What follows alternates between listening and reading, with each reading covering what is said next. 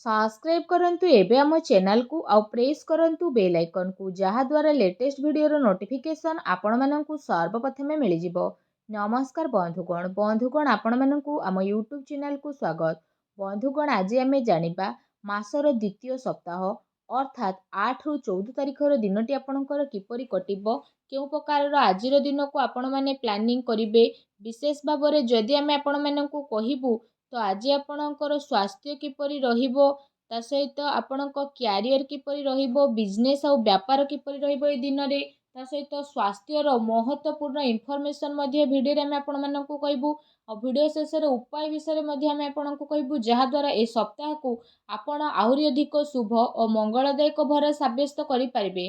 जदि आमे कहिबा संपूर्ण भाबरे आपण माननकु पूरा राशिफल विषय रे किंतु यह पूर्व चैनल नुआ आसथिले चैनल को सब्सक्राइब करंतु सांगर नोटिफिकेशन बेल को मध्य ऑन करंतु जहा द्वारा समय समय रे नुआ नुआ वीडियो रो नोटिफिकेशन आपनको सर्वप्रथम मिलिबो। आसंतु जानिबा किपरि रहिबो 8 रु 14 तारिख पर्यंत दिन आपणकर। जदि सबुठारु प्रथमे कहबा कि कोन ए दिन रे आपनको पई विशेष भाबरे पॉजिटिव रहिबा पई जाउची जदि आमे आपण माननकु कहिबु ए समय अवधि रे आपणकर विशेष भाबरे वित्तीय स्थिति रे काफी सुधार आसी जिवो। किछि नुआ आरंभ करिबा पई ए दिन आपणक पई बहुत ही भलो रहिबो आ अनुकूल रहिबो। आपणकर परिश्रम आ प्रयास द्वारा ए सेकेंड वीक रे आपणक सामना रे सफलता मिलिबो। विवाह योग्य लोकंक पई कोनोसी भलो संपर्क आसी पारे बा कथावार्ता मध्य घरे आपणकर होई पारे। एहा सहित समाज एवं संपर्कियंक सहित आपणकर प्रभावशाली व्यक्तित्व आउ सरल स्वभाव कारणरू आपणकर मान प्रतिष्ठा बनिकी रहिबो। समय आपणकर किछि मिलाजुला प्रभाव मध्ये आपणक पई नेकी आसुछे किंतु जदि कहिबा ताको बहुत भलो बनेइबा आपणकर काम अटे। किछि टाइम रे अति संपर्कियंक सहित जहाँ भी मनांतर मतांतर आपणक घरे चालुथुला तो ए सप्ताह रे से सबुर स्थिति टिके परिवर्तन हेबो आउ संपर्क रे पुणी थरे मधुरता आसीबो। प्रतिष्ठा लोकंक सह मेलमेलाप बढ़िबो जहाँ आपणकर भविष्यत पई बहुत ही लाभदायक सिद्ध हेबो। धार्मिक स्थल रे जीवार विशेष भाबरे आपणकर प्रोग्राम बनिबो जहाँ द्वारा बहुत अधिक शांति आउ हल्कापण आपण अनुभव करिवे। घरे सुख सुविधा संबंधित वस्तुर किणाकिणी आपण करिवे। कोनोसी दामी जिनिस मध्य कि आपणकु देई पारे। विद्यार्थी वर्गों को निजर चाकरी संबंधित कोनोसी क्षेत्र रे इंटरव्यू रे सफलता मिलिबार जोग बनुछि सेतिपाई पूरा परिश्रमर सहित आपण आपणक कार्य करंतु ता सहित आपण आपणकर सिद्धांत द्वारा कौनसी प्रकार समझौता ए सप्ताह रे करंतु नाही। प्रभावशाली एवं प्रतिभावान लोकंक सहित अधिक टाइम आपण आपणकर स्पेंड करंतु जहा द्वारा आपणकर आत्मबल आ आत्मविश्वास रे वृद्धि हेबो तथा नकारात्मक विचार मध्ये आपणकर दूर हेबो। भाग्य ठारू अधिक आपण आपणकर कर्म उपरे विश्वास रखंतु एहा आपणक पई बहुत ही भलो दिन रहिबो। आसंतु जानिबा ए सप्ताह रे आपणक पई कोन नेगेटिव रहिबाकू जाउची। कोनोसी पारिवारिक कथावार्ता को नै भाई भौणी भितर ए सप्ताह रे लड़ाई झगड़ा होई पारे। घरर वृद्धंकर परामर्श द्वारा संबंध को खराब हेबा ठारू बचेई कि रखंतु ता सहित घर नाम रे कि आपणकर नुकसान मध्य करि पारे सेति पई आपण सावधान रहंतु। घरर कोनोसी वृद्ध लोकंकर स्वास्थ्य को नै कि आपणकर मन रे चिंता रहिबो। दूर जगह को जीवाक मध्य आपणकु पड़ी पारे ता सहित आपणकु आपणकर स्वभाव रे इगो को खत्म मध्य करबाकू पड़िबो जहा द्वारा प्रॉब्लम सबुर शीघ्र समाधान होई जिवो। कोनोसी भी योजना उपरे कार्य करिबा पूर्वरु ता उपरे भलो भाबरे विचार करिबार आवश्यकता रहिछि। कोनोसी दुखद समाचार मिलिबा कारणरू मन रे आपणकर उदासी आ नकारात्मक विचार मध्य आसीबो किंतु जदि कहबा आपण शीघ्र ही से सबुरु बाहर को बाहरिबे। विद्यार्थी वर्ग पाठ पढ़ार अपेक्षा फालतू भूल बुझामणा रे अधिक ध्यान देबे आ निजर महत्वपूर्ण कार्य को बहुत ही अधिक संभाळिकी मध्य रखिबे।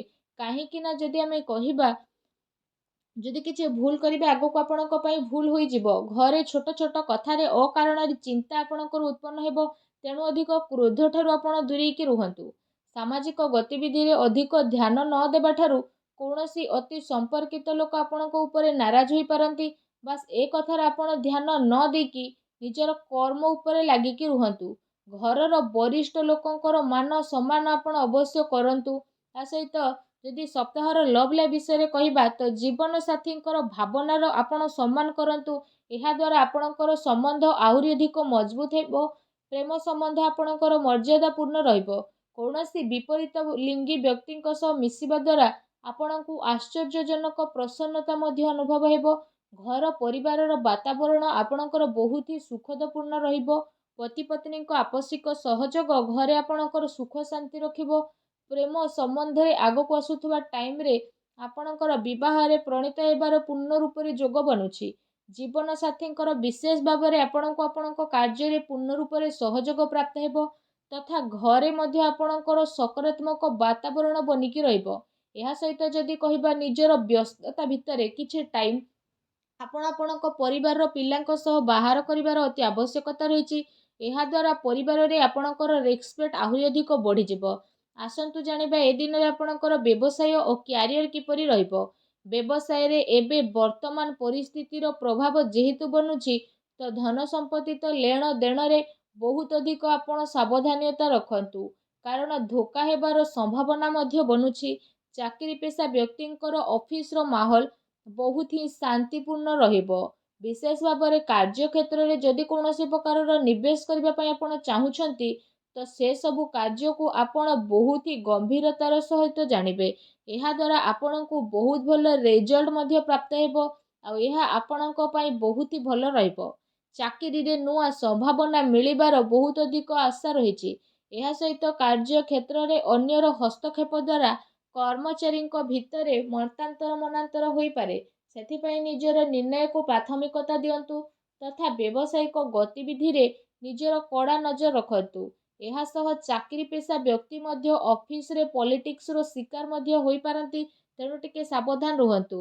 ଏହା ସହିତ ଏ ଦିନରେ ଆପଣ କୌଣସି କାରଣରୁ କାର୍ଯ୍ୟ କ୍ଷେତ୍ରରେ ଅଧିକ ସମୟ ଦେଇପାରିବେ ନାହିଁ ତଥା ସହଯୋଗୀ ଏବଂ କର୍ମଚାରୀଙ୍କର ଆପଣଙ୍କୁ ଉଚିତ ସପୋର୍ଟ ମଧ୍ୟ ମିଳିବ। ଚାକିରି ପେଶା ବ୍ୟକ୍ତିବିଶେଷଙ୍କୁ ନିଜର ଉଚ୍ଚ ଅଧିକାରୀଙ୍କର ପୂର୍ଣ୍ଣ ରୂପରେ ସହଯୋଗ ମିଳିବ। ବ୍ୟବସାୟିକ କ୍ଷେତ୍ରରେ ଯଦି କହିବା ଆପଣଙ୍କର କାର୍ଯ୍ୟକ୍ଷମତାର ସଫଳତା ମିଳିବା କାରଣରୁ ବହୁତ ଅଧିକ ସଫଳତା ଆପଣ ପାଇ ମଧ୍ୟ ଯିବେ। ଏହାଦ୍ୱାରା ପ୍ରତ୍ୟେକ କାର୍ଯ୍ୟକୁ ଆପଣ ବହୁତ ହି ଗମ୍ଭୀରତାର ସହ ଆଗକୁ ନେବେ। ଚାକିରି ପେଶା ବ୍ୟକ୍ତିଙ୍କୁ ତାଙ୍କର କାର୍ଯ୍ୟକ୍ଷମତା ପାଇଁ ପ୍ରୋତ୍ସାହନର ପ୍ରାପ୍ତି ହେବ, ଯାହାଦ୍ୱାରା ଆପଣଙ୍କର ମନ ବହୁତ ହି ପ୍ରସନ୍ନ ରହିବ। ଆସନ୍ତୁ ଜାଣିବା ଏ ଦିନରେ ଆପଣଙ୍କର ସ୍ୱାସ୍ଥ୍ୟ କିପରି ରହିବ। ଯଦି କହିବା ଏ ଦିନରେ ଆପଣଙ୍କ ସ୍ୱାସ୍ଥ୍ୟ ବହୁତ ହି ଉତ୍ତମ ରହିବ ତଥା ଆପଣ ଊର୍ଜାରେ ମଧ୍ୟ ଭରପୁର ରହିବେ। ଏ ସପ୍ତାହରେ ଆପଣ ନିଜେ ନିଜକୁ ବହୁତ ଖୁସି ଭରା ଆଉ ଚିନ୍ତାମୁକ୍ତ ମଧ୍ୟ ଅନୁଭବ କରିବେ। ତା ସହିତ ଏ ସପ୍ତାହ ଆପଣଙ୍କ ସ୍ୱାସ୍ଥ୍ୟ ଦୃଷ୍ଟିରୁ ବହୁତ ହି ଭଲ ଟାଇମ୍ ରହିବାକୁ ଯାଉଛି। ଏହା ସହିତ ନିଜର ସ୍ୱାସ୍ଥ୍ୟକୁ ଆହୁରି ଅଧିକ ଭଲ କରିବା ପାଇଁ ଆପଣ ପ୍ରତ୍ୟେକ ଦିନ ଯୋଗ କରନ୍ତୁ, ବ୍ୟାୟାମ କରନ୍ତୁ, ସୁସ୍ଥ ରୁହନ୍ତୁ। ଆସନ୍ତୁ ଜାଣିବା ଏ ସପ୍ତାହରେ ଆପଣଙ୍କ ପାଇଁ କ'ଣ ବିଶେଷ ଉପାୟ ରହିଛି। ଯଦି କହିବା ସପ୍ତାହରେ ଆପଣ ପ୍ରତ୍ୟେକ ଦିନ ତୁଳସୀ ଚଉରା ପାଖରେ ସନ୍ଧ୍ୟା ସମୟରେ ଘିଅର ଦୀପ ଲଗାନ୍ତୁ। ତା ସହିତ ପକ୍ଷୀମାନଙ୍କୁ ଘରର ଛାତ ଉପରେ ଦାନା ଖାଇବାକୁ ଦିଅନ୍ତୁ, ଗାଈକୁ ସବୁଜ ଘାସ ଖାଇବାକୁ ଦିଅନ୍ତୁ।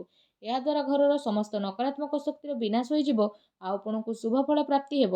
ଭିଡ଼ିଓଟି କେମିତି ଲାଗିଲା କମେଣ୍ଟ କରିକି ଜଣାନ୍ତୁ। ଆଉ ଯଦି ଚ୍ୟାନେଲରେ ନୂଆ କରି ଆସିଛନ୍ତି ଚ୍ୟାନେଲକୁ ସବସ୍କ୍ରାଇବ୍ ମଧ୍ୟ କରନ୍ତୁ। ଧନ୍ୟବାଦ।